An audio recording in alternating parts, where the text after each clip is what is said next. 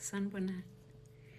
Before we start, I'd like to mention that I invited the CEO of Standard Bank, Mr. Sim Shabalala, to be part of the public conversation.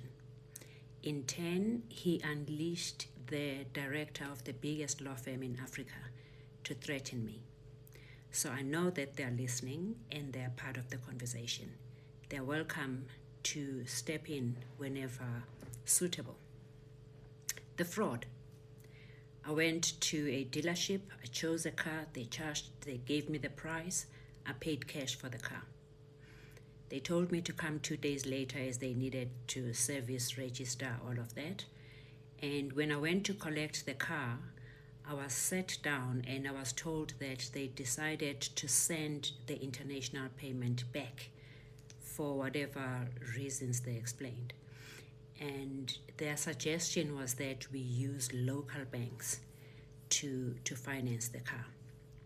But because I'm not domiciled in South Africa, I had to use my foundation as the buyer and then sign as surety. So this was okay. I did that. And a day later, I got an email that Standard Bank has approved the loan. 15th April 2015, I went to collect the car. I signed all the legal documents, the installment sale agreement, the contract, and the insurance papers. At the end of the month, when they deducted, they took double the agreed, well, nearly double the agreed installment. So I called Standard Bank and I said, there's a mistake. You have taken nearly double what we agreed upon. And they said, who are you? We don't know you. I said, oh, the car is registered in my foundation. And they said, no, this is not registered in your foundation's name, and neither is it registered in your name. We don't know you. The following month, they took nearly double the installment again. I went to Standard Bank. I spoke. I tried everything I could. They were just not listening to me. The third month, they took the double installment again. So I wrote a letter of demand. I said I demand to see the installment sale agreement that I signed because it has the correct installment in it. Secondly, I'm going to stop paying until you tell me who my car is registered to and until I see the installment sale agreement that I signed. So what I did, I went to the bank, I stopped the payment, I opened a separate escrow account, and I deposited the wrong installment that they were depositing, the double installment. I deposited that into the new account every month so that whatever they do, they cannot accuse me of not having the installment. So I made sure that every month I deposit that installment, and I just sat back. I went to Rosebank Police Station. I got them to sign the odometer of the car, give me an affidavit, and park the car. So I stopped using the car, I stopped paying, I bought a new car, and I waited for Standard Bank to come back. About 3 months later, they wrote a letter, but the letter was registered to my daughter. And in this letter, they were saying, you haven't paid your installments in 3 months. So we went to Standard Bank and we said, there's obviously a mistake. I don't know where my daughter fits in, but the car was bought by my foundation, which is the account that you were deducting from. And secondly, I signed as surety. My daughter comes from school. She's a student. She's never worked. I don't see how the bank could have financed a car worth millions to a child. That's where the fight started. Standard Bank then decided to go to court to go and fight for the return of the car.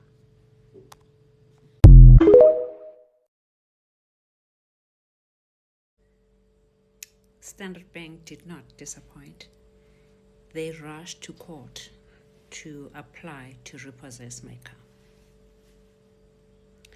In their particulars of claim, they had to attach the installment sale agreement that I had been begging for months. And 8-9 months after the purchase of the car, for the first time, I saw a copy of the installment sale agreement. And to my shock, it was a completely different document. This one came from a dealership I have never dealt with. The contracting party was changed. The address did not exist. The employer did not exist. The engine number was changed. The chassis number was changed. The year of manufacturing for the car was made younger by 3 years. The price was highly inflated. The signature was forged. So this was so obvious that it didn't even worry me. I just thought Standard Bank is a juristic person. I'm not going to point fingers. I'll do the responsible thing. I'll go to Standard Bank. I will show them what the problem has been all along, and then we can sort it out. When I got to Standard Bank, they looked me in the eye and they said, this document is exactly the document that we approved your installment sale agreement on. It's the correct document. There's nothing wrong with it. They refused to listen to me. So I said, okay, then we go to court. They applied for default judgment. I defended the action. We got a date, got to court. We were on the roll. We waited all day to be called. Every case was called except us. Little did we know that Standard Bank, behind my back, went to some acting judge in the chambers and got the default judgment approved behind my back. So I went home thinking my case is not called, and a few days later, I was going for a run in the morning, and when I stepped out of the yard, the street was just chock-a-block. It was these cars that pull other cars. They had 2 of them. They had police, and there were just a number of people in the street and a sheriff. So as I stepped out of the yard, they stopped me and they asked me if I live in the yard, and I said yes, and they said, oh, they're here to collect a car. And I said to them, on what basis? We went to court and there was nobody, our case was not called.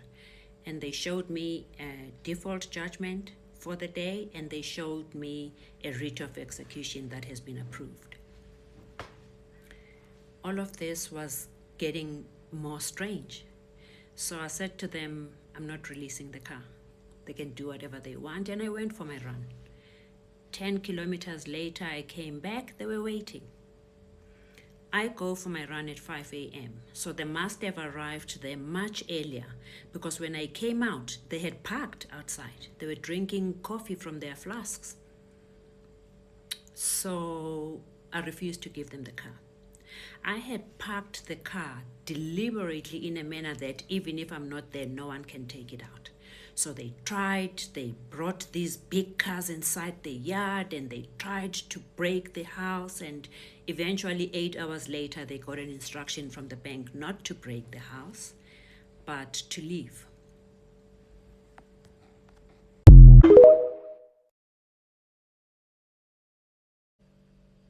So on this particular day, I actually realized that maybe I'm in more trouble than I envisaged.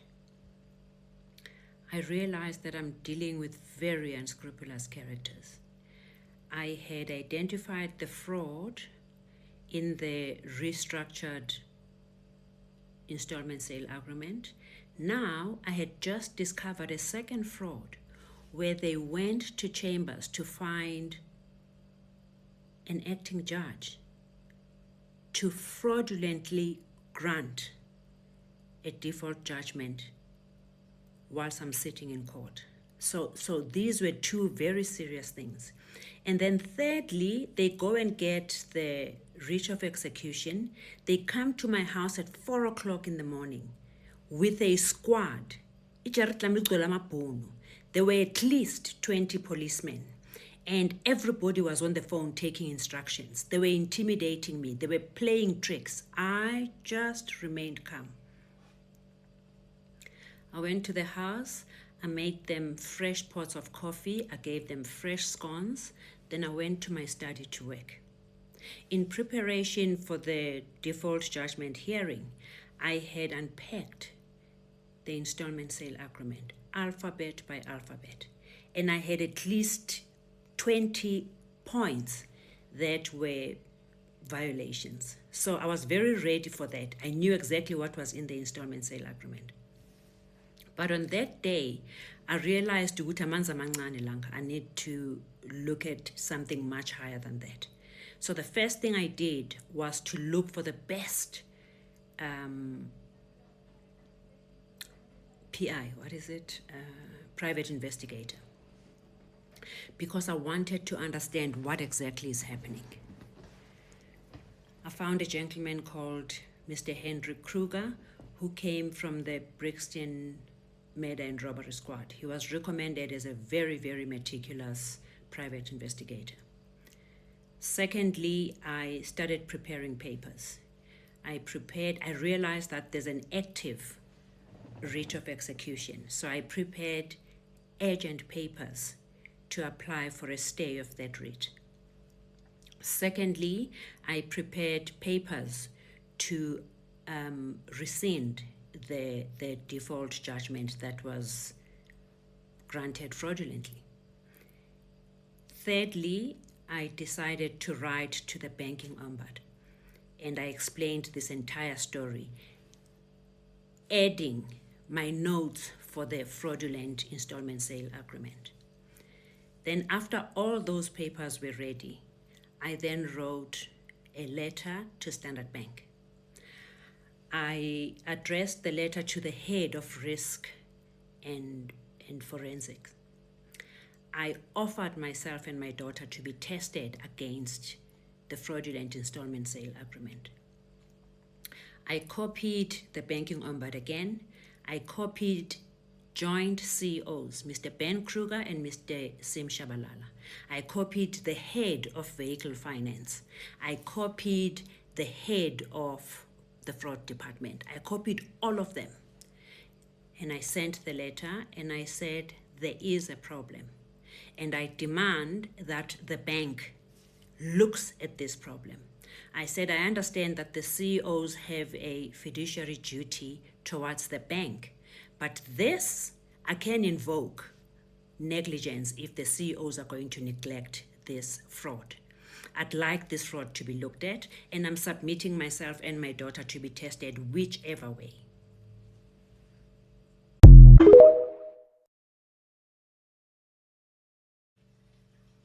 Within an hour of sending the letter to Standard Bank, I received two correspondence.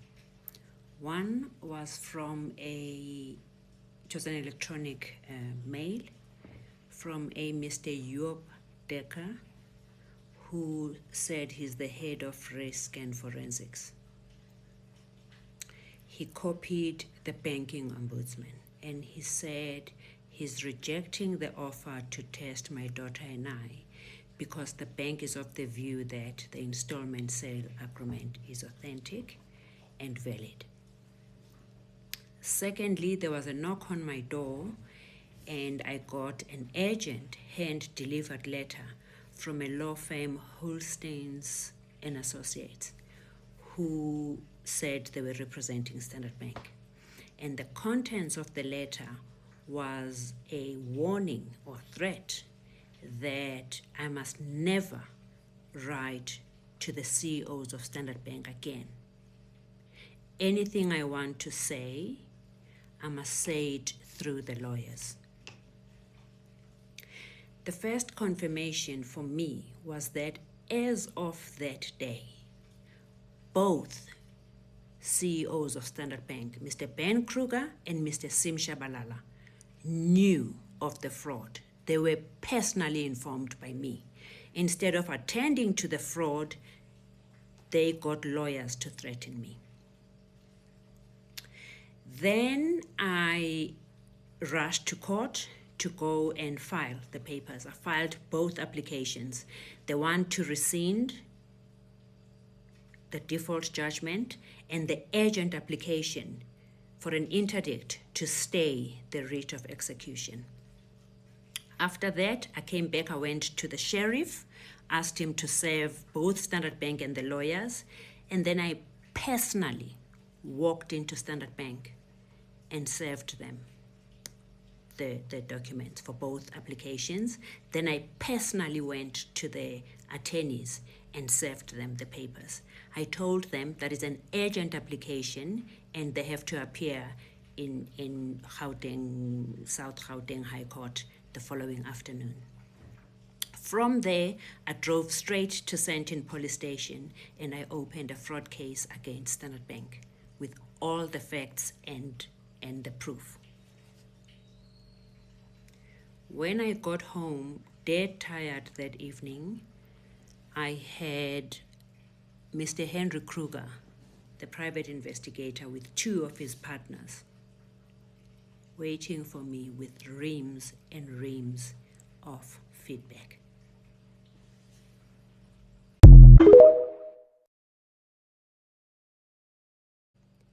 The private investigating team brought me the worst news.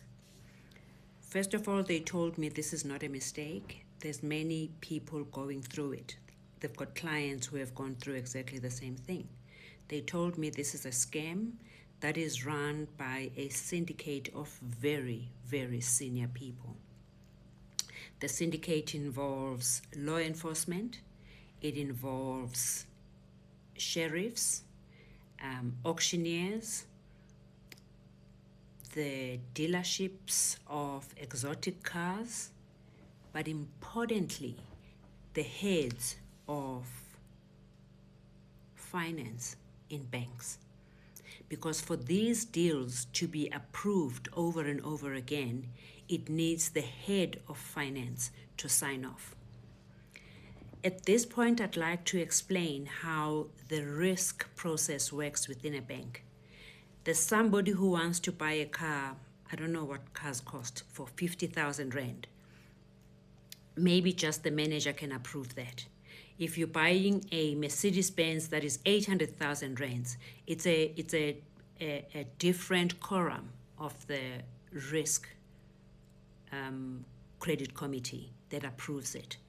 But there are cars that need the full quorum of the credit committee to approve over and above the head of finance. Not only because of the cost, but because some of the cars are very dangerous. So they look at age, they look at how much do you earn, they look at do you have immovable property. You can't go and buy a car for 2, 3, 4, 5 million Rands if you don't even have a home. So they look at all of those things to see if you are stable enough to qualify for this. And there are cars that are not sold to people who are younger than a certain age. So they look at all of that scoring to qualify you. So the head of finance is very important for this level of cars because he has to put his final signature. Then they told me what has happened to my transaction exactly. This information was imperative for me to receive before going to attend agent court tomorrow. So I went to agent court. I presented everything I know. I presented how the National Credit Act has been violated.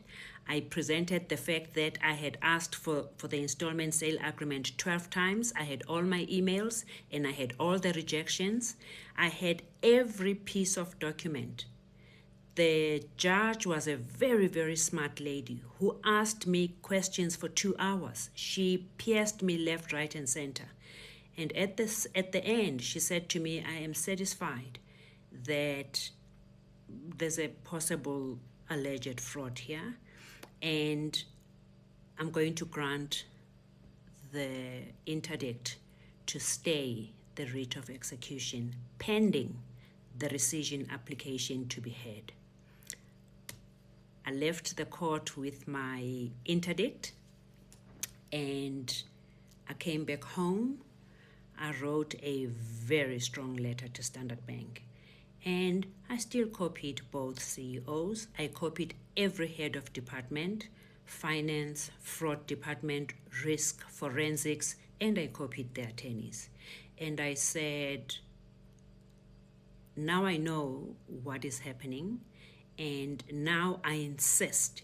This is not a matter of the courts. We are wasting courts' time and we are wasting money on legal fees. I actually said to them, if this case has to go through trial, by the time the case gets to trial, we would have bought 4 of these cars. That's how much the legal costs are going to cost. Whereas we can sit around the table and reconstruct my installment sale agreement the way it was. I pay the car off, and then we part in peace. They refused, but I had my interdict to stay the writ of execution.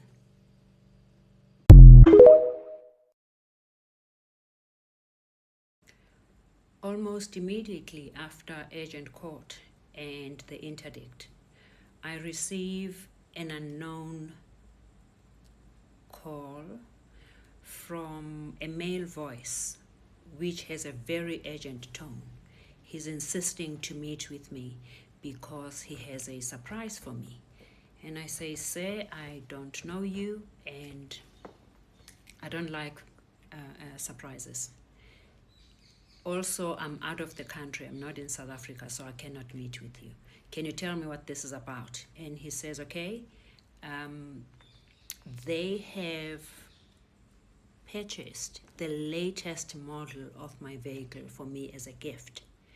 But in presenting it, there are terms and conditions. So I tell him I don't like freebies and I don't accept gifts from people I don't know. I don't need a car. I don't need anything. So I thank him profusely and I say, thank you very much for your kind gesture, but please don't worry about me. I'm good.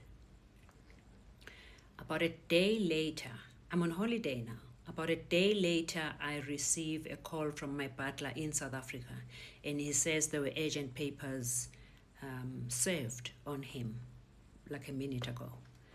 And I ask him to read. Then I realize that Standard Bank is challenging the interdict.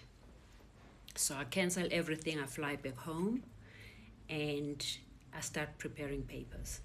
The first problem with the papers is that they're only challenging my daughter. They're calling my daughter to court. My name doesn't appear anywhere, and the fight is against my daughter. So I do a joinder application to be enjoined as a party. I motivate why I'm supposed to be a party to this process. And then I respond to their papers. We file everything, we go to court, I think it's the 22nd of December 2016. This matter lasts for 3 days because Standard Bank thought it's just going to be a hit and run. They bring top lawyers and senior counsels. We've got no one, it's just my daughter and I. So we go, and my attitude that day is that I know Standard Bank has got deep pockets, but I have a brain, I have integrity, and I have all the evidence I need to prove my case. We get to court, they refuse to allow the judge to hear me. They put my daughter on the stand. They are grilling this child. They are tearing her into small pieces. At some point, I realized that, what is this? Like apartheid times. I'm being bullied for something, I've done nothing wrong, and I'm being bullied like this. I remember feeling the table. You know, they've got those wooden tables. I remember feeling the table to feel Does it make a sound that people can can attend to me? And I started like madly, like banging my head on the table. I started banging my head on the table. And I remember it was Judge Foree. I remember the judge said that there's something wrong happening there. What's happening? So my daughter is not like me. She's very calm. She calmly said, Judge, she wants to speak. It's her car, it's her money, it's her case. But Standard Bank is deliberately preventing her from defending herself. This has got nothing to do with me. I've never owned a car of this sort. I've never opened an account with Standard Bank. I've never opened an account anyway. So it is her account and she wants to talk. And Standard Bank objected. They objected. I went crazy. The judge said, are you under oath? I said, yes, I'm under oath. I did the joinder and I did the responses. It's signed by me. The judge says, I'll hear you. I stood up and I started telling the judge what this is about. Again, this is urgent court. The judge has not had a chance to look at what this is all about.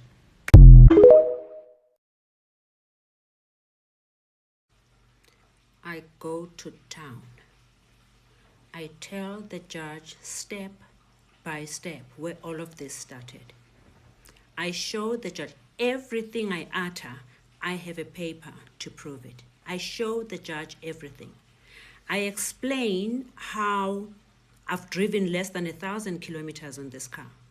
Less than 400 kilometers it was. I show him the affidavit from the Rosebank police station. I show him that the car has been parked for 17 months. I haven't had pleasure to use this car. I show him the account with the 17 installments. I tell him step by step. I show him the report to show him how Standard Bank works. I show him how they got the order to take my car. I show him everything step by step. Standard Bank is going crazy trying to object from me talking. The judge said, sit down. I tell the judge everything step by step. The judge says, Standard Bank, these two people are laymen. You are here with senior counsels. Your papers are all over the place. These people have got paginated bundles of the same of the correct amount. Their papers are impeccable. The judge says, in my life, this is in a transcript. The judge says, in my life, I have never seen a more meticulous client. He says, I can't take this person's car. Everything she has done, I can't take it. I can't find fault in her. So what I need is that we adjourn. I need to go and read these papers. I need us to adjourn, come back tomorrow, and you come and tell me more about this story. So we go home. And from the holes that I had in court that day, I start putting together, do you hear when I say everything? I start unpacking everything. I put everything step by step to prove my case to the judge. We go back the following day. I talk the entire day. The Standard Bank's senior counsel is busy saying, do you have any more to say? Or can you stop talking now? I just ignore them. I go on and I tell the judge what this is about. The judge says, I'm sorry. I can't take this woman's car. Then my daughter asks to stand up and talk. My daughter says, first of all, here are the cases. This is not even an urgent matter. Here's the cases that prove that if a matter has got a record, like it was like 1,000 pages, a record this high, it cannot be in urgent court. So this matter does not even belong in this court. The judge says, do you have a case? And now I am shaking because I don't know what this child is talking about.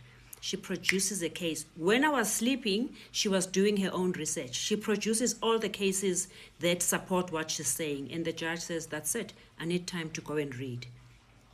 Long and short, 3 days later, the judge says, Standard Bank, I'm sorry. I can't take this woman's car. I give them my keys. I said, to prove that I'm not even using the car. Here are my keys to the car. But nobody is touching my car. The judge says I can't take her car. And actually this case does not belong in my court. You must go blah, blah, blah. Apply for joinder in the appropriate court and proceed with this case. But my ruling is she stays with her car.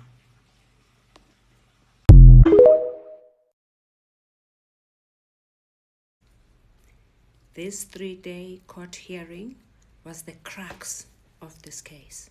It synthesized the matter for both parties, but importantly for the court.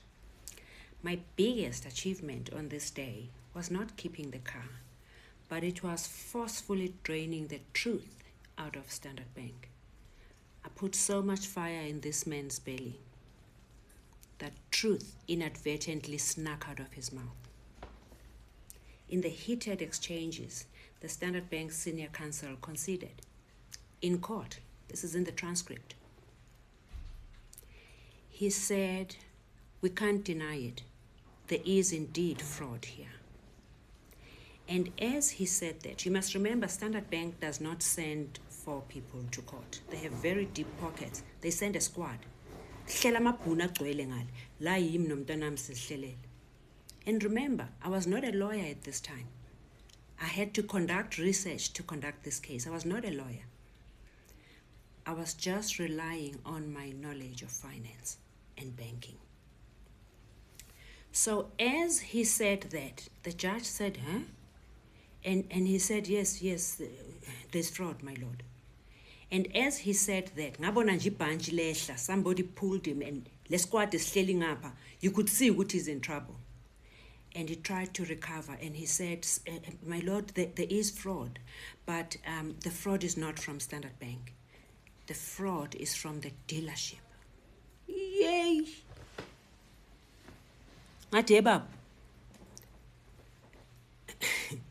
You know, I say this with humility, and I'm not going to mention all my qualifications, but let's just talk about the finance strand. Forget the diplomas and the certificates. BCom Finance, BCom Honors, Financial Management, Masters in Commerce, Financial Management, Masters in Business Administration, Strategic Finance, Executive MBA, Strategic Finance, PhD Finance. And with all that knowledge, you come and tell me a dealership can commit fraud through a bank? That was Alabama. I took the NATIS registration certificate of the car. I put it in front of him. And I said, "Bring your fraudulent installment sale agreement." Ngati, read the engine number. He read it. Ngati, read it here. It was different. Ngati, read the VIN number. Read it here. It was different. Read the year of the car. How can a car be born twice? Once 1 year and once 3 years later. Ngati, read this. Everything was changed. Ngati, the job of the biggest bank in the country, that is a financial provider to 20 million clients, they have a fiduciary duty to do things properly. The Vehicle Finance Department has a credit committee that is obliged to look at these things. You know, there's the National Credit Act where they have to look at a number of things to make sure that the person qualifies and there's no reckless lending. But there's also responsibility to the asset. Here's the difference I want to explain. You see, when you buy a house, you're going to pay it in 20 or 30 years. But the day that house is registered to your name, it is your house. A car is different. What happens is when they loan you the money to buy a car, the car remains in the ownership of the bank. The bank owns your car until the day you pay the last cent, and then they change ownership.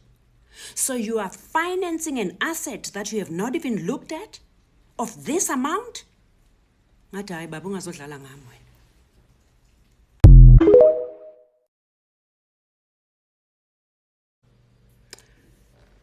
So now that fraud was established, I moved to the bank's complicity on deliberately defrauding unsuspecting clients.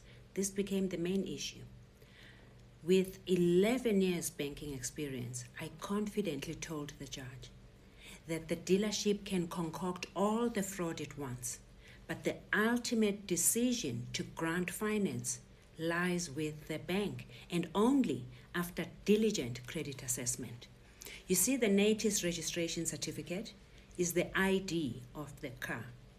There is no form that can be filled with contradictory information. They have to match.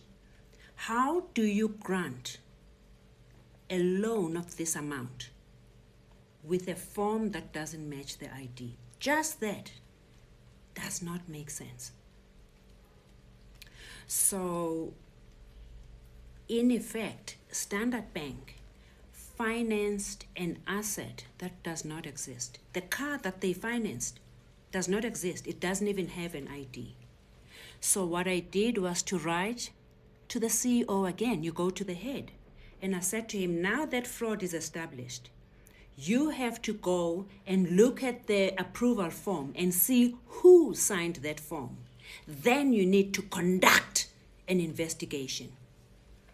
Imagine our Honorable General Mkhwanazi telling the country that there's rot in law enforcement.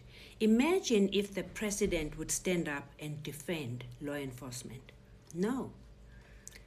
President Ramaphosa established a commission of inquiry. President. Did Mr. Sim Shabalala establish a committee to investigate this fraud? Now there's proof. There's a concession in front of a judge of the High Court. Did Mr. Sim Shabalala even look at this fraud? So this is my question. What is he protecting? Who is he protecting? I wrote an email and I asked him directly. I said, Mr. Shabalala, who are you protecting? Today, Mr. Sim Shabalala, I ask you in front of the entire country, who are you protecting? Who signed that approval form?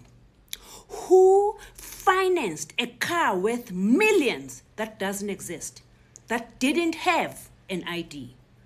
Please answer South Africans and tell us who signed that form. And then I need you to tell us why you failed to investigate. Where is your commission of inquiry?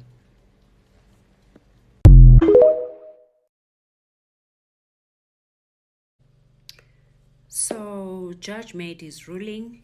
I remain with the car. Standard Bank requested visiting viewing rights at a mutually convenient time. And you know I'm reasonable, right? So I agreed. Considering their investment, I felt it was a reasonable request, pending the final outcome of the impasse. We also agreed that an independent person, like a sheriff, would keep the car keys that I offered. All this detail became part of the new court order from Judge Fourie. This development, however, infuriated Standard Bank, and this became the beginning of unprecedented violence. The tide also turned a different direction when forensic reports started flowing in. If you remember, I had reported the fraud case 685 of April 2017 at Sentin Police Station. And we got tested. They are very advanced. You close your eyes and they tell you what to write with your right hand and the left hand. It's just a very thorough exam. So I had submitted, both my daughter and I. And a warrant officer, Maribota, from the SAPS Forensic Laboratory in Pretoria. I had never met the person, but obviously they tested the thing, and she wrote a thorough report that confirmed that the installment sale agreement was a forgery. Then I had appointed a lady I got on the internet, Miss Terry Elmaleh. This woman was very, very advanced. She would feed your handwriting and your signature into a system that then plays music, because she says writing, once you think you are looking, you are writing, you're actually writing with your brain. So there's no way you can forge somebody's signature, no matter how exact it looks. When you put it in this system, it tells you if they were written by the same person. Even if the signatures are different, when you put them in the system, it can confirm if the signatures were done by the same person. She wrote a scathing report, which also confirmed that the installment sale agreement was a forgery. Then my private investigator had taken us to two licensed forensic experts, and we were tested there differently as well.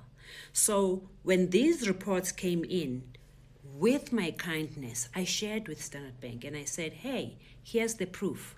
And still, I called on Mr. Shabalala. I said, here's the proof that this is a forgery. You have a duty to investigate, because unless you are part of this syndicate that was exposed, there is no reason why you shouldn't investigate. What are you hiding? What are you protecting? I tell you, Standard Bank unleashed their wrath. We encountered so many violent incidents. I just couldn't cope. I don't want to traumatize you with the gory details. Unless Liwatlam goes, tell me.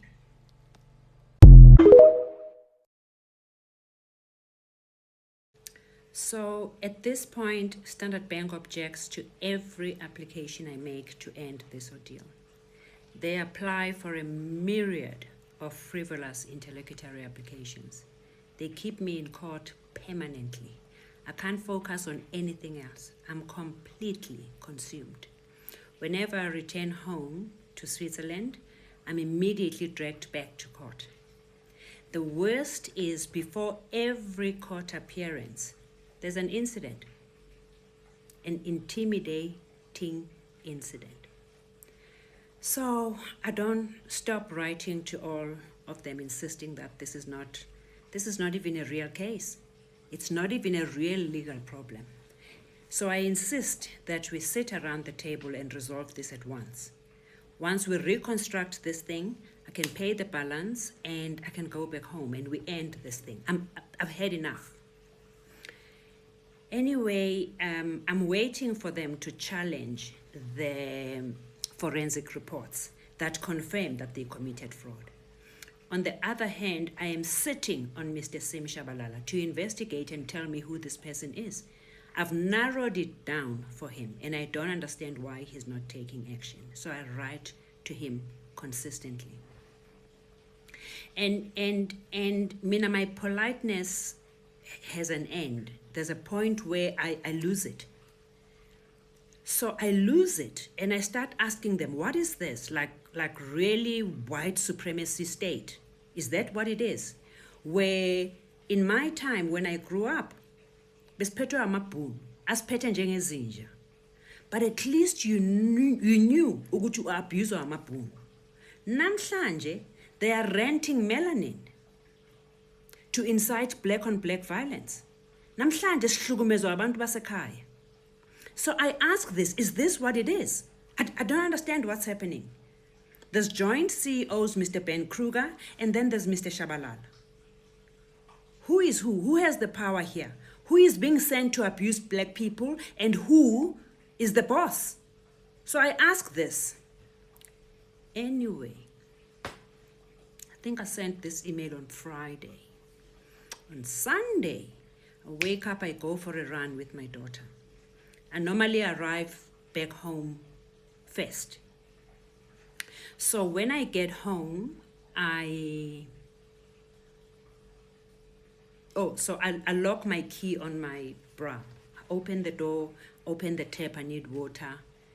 And as I'm drinking water, I can see a set of black tights coming towards me. And in my head, I'm thinking, did this child run in front of me today? That's impossible.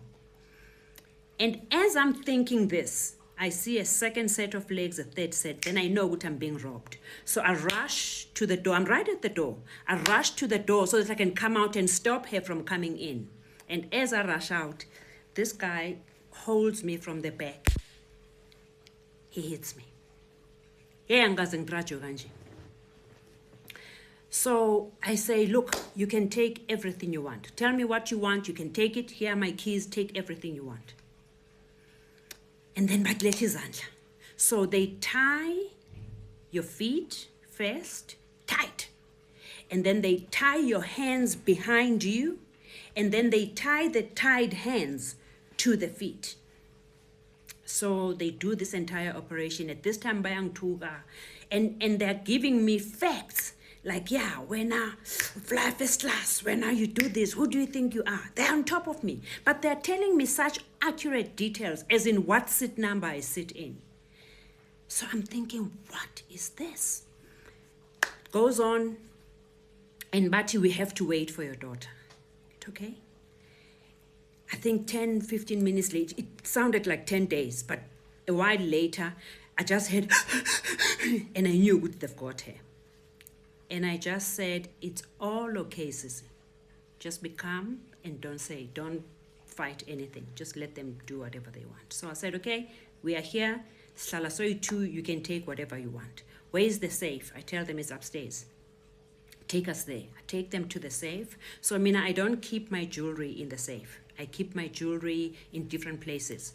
In the Baki flower, you'll find my expensive watch there. You'll find my ring in the washing basket. And put my jewelry in different places. So I'm thinking I must offer them the jewelry because they can take things and go. But Bafuni safe. When they opened the safe, I thought they were going to be angry because there's no valuables there. It's only my important documents and I'm flash disk, what do you call them, USB things. So I thought they were going to be upset to find this and not find diamonds. No, they open a bag and and they throw it in the bag. And I'm thinking, what the hell? Show us your study. I show them my study. So I'm meticulous with my documentation. My filing is very, very neat. They go. So I've got a block here, Standard Bank, with 16 files. All my files are white. They've got my age, ngaphandle, and then I label what file it is and what number it is. They take the entire 16 files and they throw it in their big bags. And I'm thinking, what? Anyway, they pack. This guy young shy. And so now I'm like a frog because so my hands at the back are tied to my legs. So they keep on beating. Need to go this guy, bruh. I just ran 10 kilograms. 10 kilometers, 10 kilograms. I just ran 10 kilometers. I'm thirsty. Don't untie me. Just open the tap so water can come into my mouth. Drags me to my bathroom, opens the tap, and I literally empty the tap. We come back. They want a second safe. I don't have a second safe. They want a second safe. I know you won't believe me when I tell you, Uguti, for 4 hours I was being beaten up. I didn't know what this is about. Eventually, one guy, Uti, I need your discs. Need what discs? At the camera discs. They're in the garage because I'm thinking like the camera is sending, the CCTV. So that the cameras are in the garage. No, I want the discs. In my garage, I have a big wall of CDs. So everything is in the garage. Ati, let's go. Must be a garage. Told Linda Funari told. What do you want? I want the files, the discs that have got the Standard Bank footage. Oh, you should have just said that. Back in my study. Go back to the study. I give them the files. And then he's threatening me. I am so angry by this time. I'm going to hit you. Need to go be a man. Untie me. Untie me and I'll show you what beating somebody up is all about. This guy gets upset, takes me, throws me to the wall, but I hit my neck so badly that I actually passed out. So when I eventually come back, I notice under my armpit, my daughter is naked. Yeah.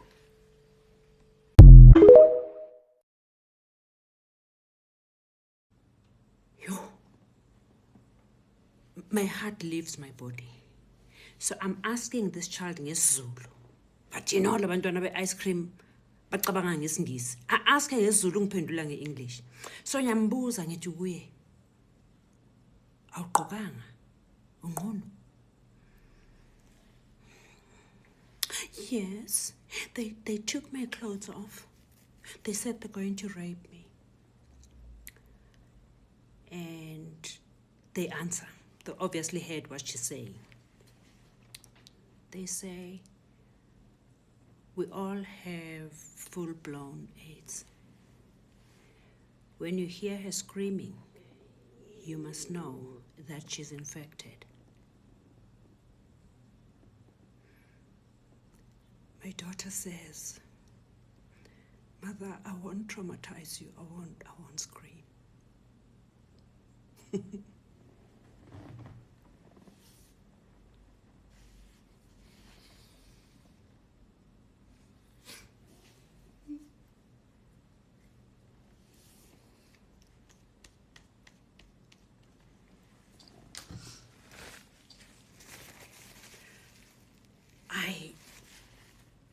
I start screaming.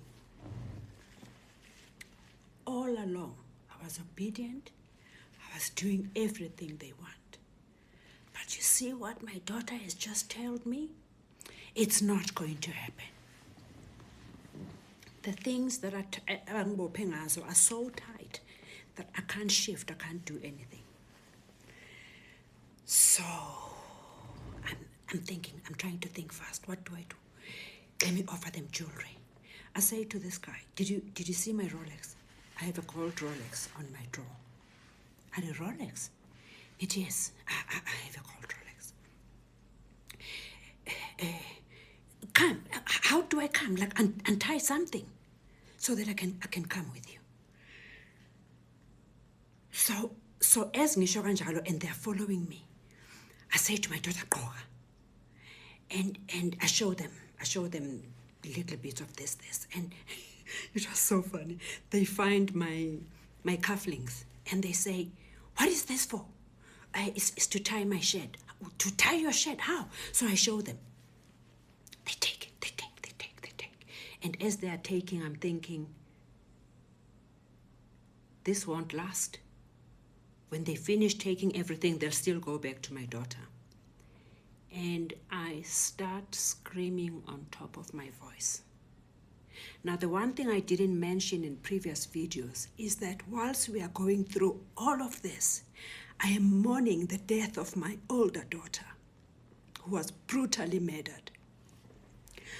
So, I don't know what to do. In all this time, I was praying. I was praying that they finish and go. You know, the Bible verse says, God knows how many hairs you have in your head. He knows your needs before you speak. So I don't need to tell God, let these people go. He knows what I need. I'm just saying, God, I thank you for letting these people finish and go. I leave God aside. I call my daughter. Mackenzie! I'm screaming on top of my voice. I call my daughter and I say, you know I can handle abuse, but your sister will not manage this. I am talking on top of my voice. I'm screaming. I'm calling her sister. I say, come in. I say, come in. I didn't know what else to do. They all rush. Where is she? Where is she? My daughter is calm, I told you. She says, who? They say, the person she's talking about. Who is she? He says, it's my sister. Where is she? She's dead. Huh? Yeah, she's dead. Your mother speaks to dead people? My daughter says, and they respond when she talks to them. You have never seen people vanish out of my house so quickly. 2 minutes, they were gone. The boss comes back. He looks me in the face. He says to me, I'm sorry, my sister. his eyes were so honest at this moment. When he said that, I actually received it. He said, I'm sorry. He said, I'm at work. I also have to feed my children. He said, this is a job I needed to be able to feed my children. He says, I'm very sorry I did this to you. He says, is there anything I can do? Maybe phone somebody to come and help you when we leave. I say, no, you can untie me. Just loosen my hands so that I can go find scissors and help myself. I still have a wound. You won't see it now, but the day you meet with me, you'll see it on the side. He yanks this thing open. No, he didn't open it, but it loosened it. But he yanks it and it goes straight into my bone. He yanks it open. He says, I'm sorry, my sister. I say, no problem. I know you won't believe me. But when he said sorry, I received it and I forgave him. He told me he's employed. He told me he needs to feed his children. I said, it's okay. In no time, start the motor, boom. So, in the bathroom, I take scissors, I cut myself, I cut these things, I cut my daughter. When I go to my study, I notice a long person, a man, lying on my floor. And I'm thinking they killed somebody. Because I didn't see this body before. But what had happened was, when my gate was open, they had put, because at the gate we have the guard house with a bathroom. So they had taken my guard and kept him there, put his head in the toilet. When I came, they lifted the head and they said, who is this? Is this the mother or the daughter? And he obviously said it's the mother. And then they phoned the house to say the mother is coming, and then they put the head down. When my daughter came in, they then took him to the house, tied, and then put him in my study. So I look at this and I say, it's my security. So he's tied, he can't speak. So we tremble, we take the phone, they've taken my computers, everything, we look for the phone, we phone the police, or we press the alarm or something, I don't remember how we called the police. The police arrive not so long from there. They take statements, they do everything. But I am injured. Thank God they didn't touch my daughter. They didn't even clap her. They didn't hurt her. They didn't do anything to her.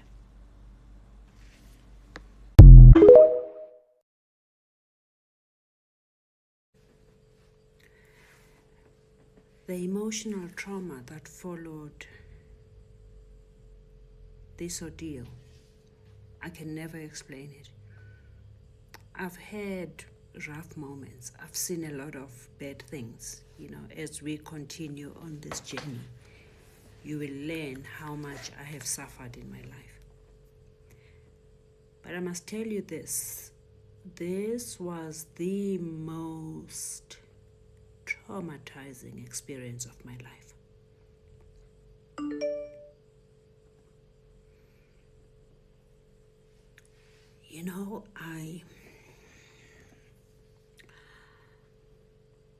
I couldn't sleep. I couldn't think. Even when there's lightning outside, I used to jump out of my bed and think there were people there. I just couldn't breathe. I couldn't breathe. And as I'm busy processing this, I get an urgent application from Standard Bank. I don't even remember what they're applying for. Rulnisi or something. I don't remember what they were applying for. I get an urgent application. You must remember, you don't just show up in court. You need to respond to the papers. My head is not working. I try and do the papers. I go and file and save. But I am traumatized. And my biggest fear is what's going to happen a day before this hearing. I call the movers.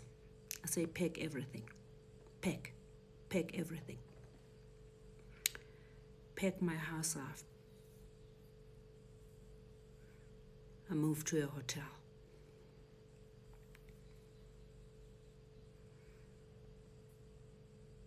A day before this urgent hearing, we're at the hotel. I am finalizing the heads of argument. I'm putting things together, and my daughter says she's hungry. I say, order. So she ordered our meals. The food comes. My stomach is knotted. I can't eat. My daughter is hungry. I ask her to eat. She eats. I'm busy doing the papers. I'm filing everything in order.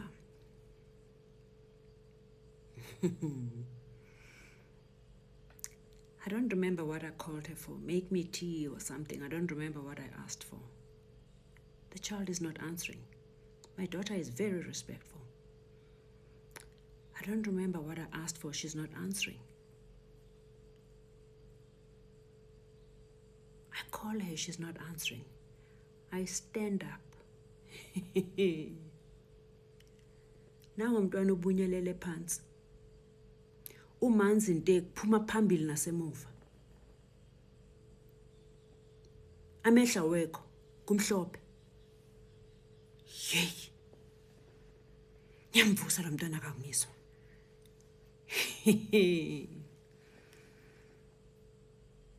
In that state, I take my phone to try and call the ambulance. My phone is blocked. I use the hotel's phone to call reception for help. The line is cut. I open the door. I run down. Oh, as I go out, press the lift is off. I take the steps. I run down like a mad woman. I go to reception. I take the phone. I say, ambulance, ambulance. We phone the ambulance. I'm on Discovery, so you've got this 911 thing. They arrive in no time. The people who come and attend to my daughter, they say, Madam, we can't take this person. She will not reach hospital. We need to first treat her here. I say, do whatever you can. I'm medically trained. I am shivering. I can't take this child. I can't even think what's wrong. I stand back. There was a young lady, very young lady. And she says, I need to do this. She gives her a drip. She gives her oxygen. She injects her. She does all the things she can do. In about half an hour, she starts coming back. She says, now we have to rush to hospital. They load her onto the stretcher. They leave. I take my car keys, I jump into my car, I follow them. We get to hospital. This woman understands the emergency at hand. She comes out, she pulls my child, and she runs in. They pump her.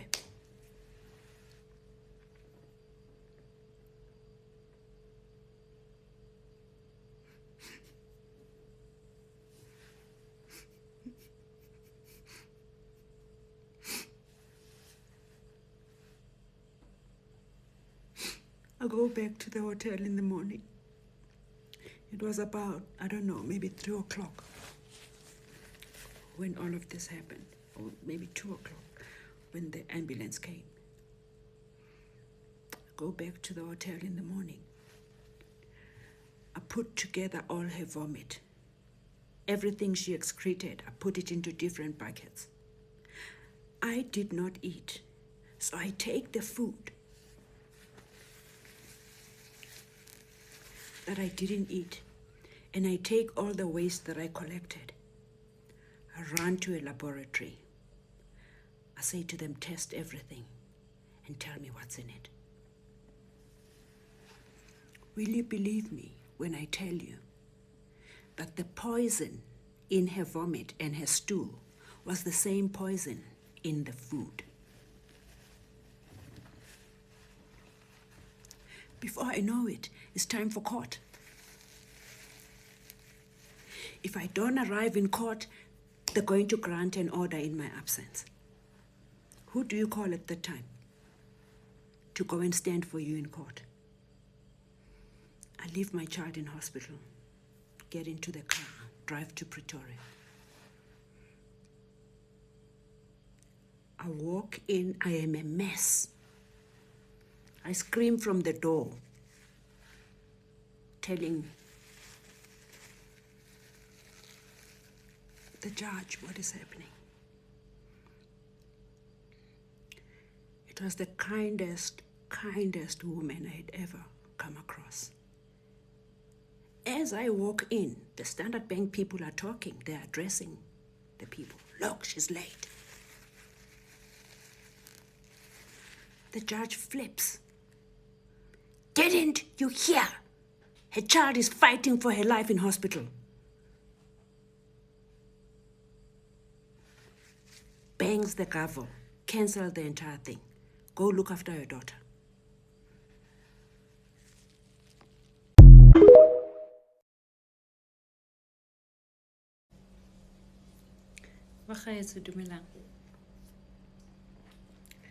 I think by now you all have the picture. We do not have to go through all the court appearances. The documentary will do that for us. We also don't have to go through all the violent acts. You get the picture. What I think you do not get is what is really happening here. I think you still think this is about a car. It is not. And it never was. This was, and still is, a coordinated deflection strategy to derail me from healing a black mind from the injuries inflicted by apartheid. We are facing a new, sophisticated form of slavery, of continuing to oppress black people, using other black people, inciting black-on-black violence. My educational programs were disturbing their design of trapping a black mind in indignity. And to date, my program is still not allowed to heal our children. I'm still blocked. If it was about a car, Standard Bank would have welcomed my first offer to be tested by their own forensic department. They would have welcomed my repeated written requests to resolve this matter amicably outside the courtroom. So before, during, after every court hearing, I used to beg Standard Bank in writing to resolve this matter amicably. But they were relentless in their refusal until they were forced by one ethical judge of the High Court of South Africa. Are Standard Bank, but ifedile. Why is everybody glossing over facts? I've read the papers. What is the problem? So on the next video, I'm going to jump right to the end of the court process. And I'm going to relate just the last 2 court appearances that actually placed all the abuse on ice for a short while. Because even after the car issue was over, the violent derailment of my educational project persisted. Remember, we had researched and finalized 3 cantons for 3 very different educational offerings, customized to the specific canton, to the specific province. To date, all 3 programs are still blocked. So this is not about the car. Let's all see the bigger picture here.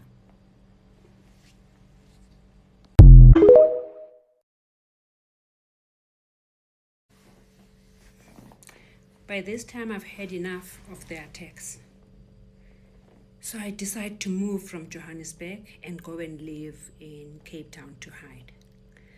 So I'm never in South Africa permanently. I live abroad. But because of my social projects, I come home every 4 to 6 weeks and then spend 2 to 3 days doing all the admin things and making sure everything is running properly, and then I go back. My daughter stays in a different place. Sizfihlile manje. So I'm so scared. We are both scared to ever tell each other where we are. We would say things and then we get funny phone calls. Anyway, we're very scared to say anything. We phone each other morning and night just to make sure everything is fine. So I'm back abroad. In my absence, this is now July 2018. In my absence, I get a message that the court granted a rule nisi, that my daughter must hand over the car to Standard Bank for safekeeping. What? So a rule nisi is a provisional or temporary court order that will be made final or binding on a future date unless the opposing party appears in court to show good cause why that should fail. I'm in Boston. I'm in the middle of a very important assignment. I have no way of coming back immediately. I ask to see the papers, they scan and send them. I read in shock. I immediately call court. I order a transcript. A transcript is everything. A transcript is a document that has everything that is said in court on that day. So after every court hearing, I have a habit of ordering the transcript and filing it so that hey, I've never seen people who can deny like this. Deny.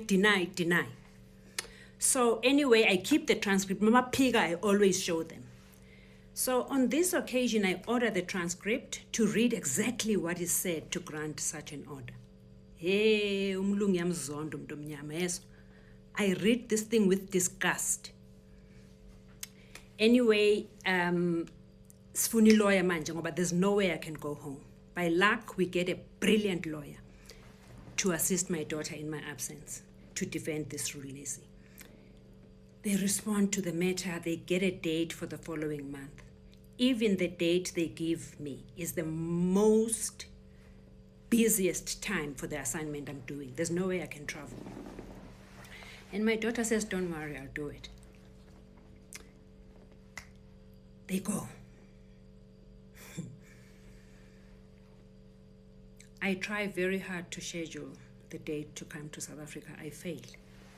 My daughter goes to court with her lawyer and she insists on defending herself.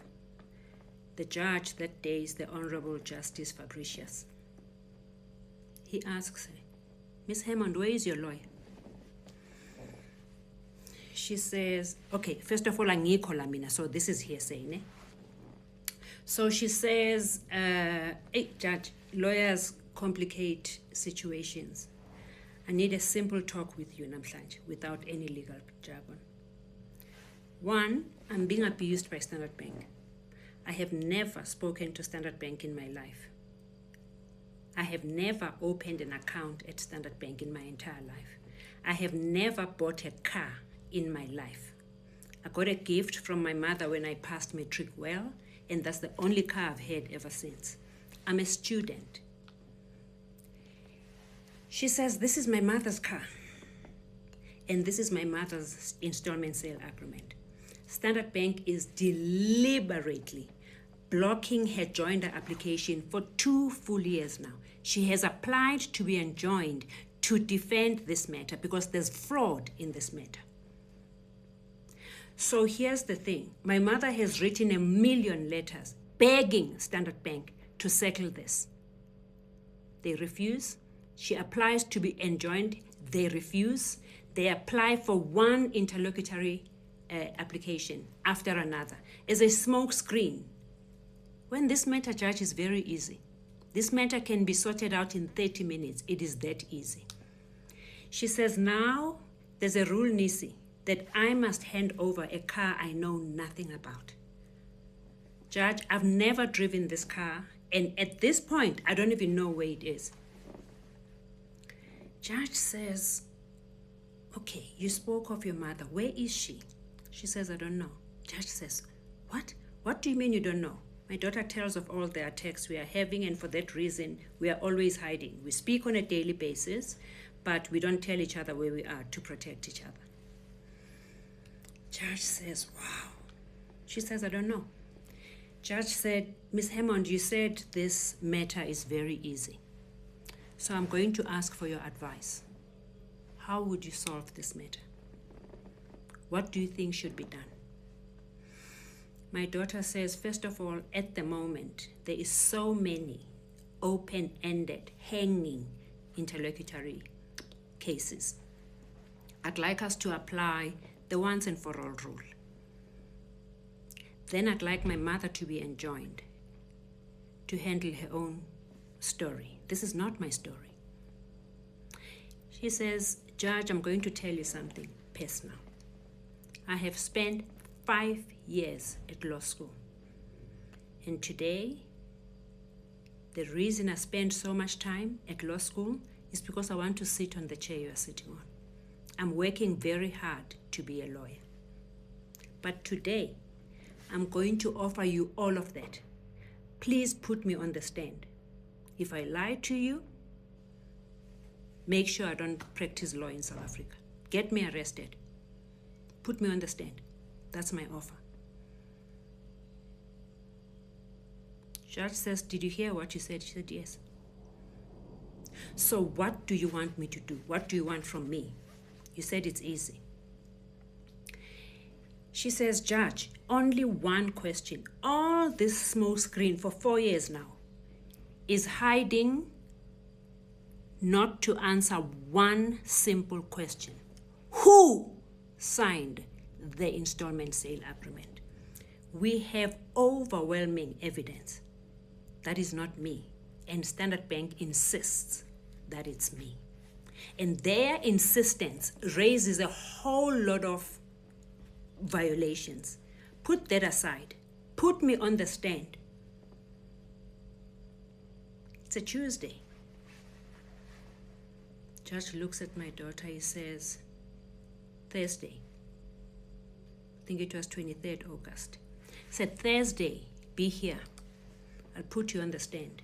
And let me tell you this. You lie to me, not only won't you practice law, I'm going to make sure the DPP is here to charge you. Do you understand? She says, my lord, I understand. Hey! Thursday comes.